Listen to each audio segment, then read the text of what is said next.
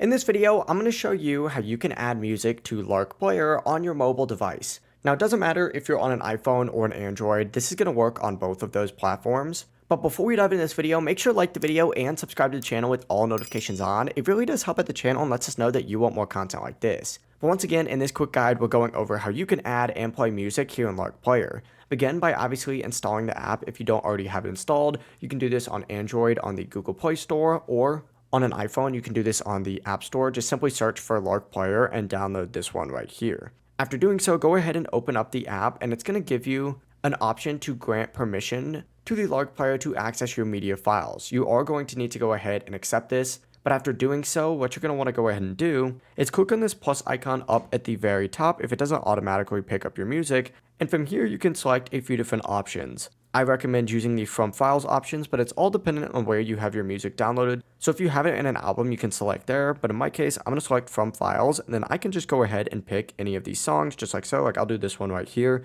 and then hit open, and it's going to automatically start importing your songs. Now you can do this with anything. It can be YouTube videos, songs, whatever it is, and it doesn't really necessarily matter if it's an MP3 file or something else. As soon as you import it, it'll look something like this, and then you're able to just go ahead and begin playing it. But yeah, it really is as simple as that. If you guys have any questions, don't hesitate to ask us down in the comment section below. And before you leave this video, make sure to like it and subscribe to the channel with all notifications on.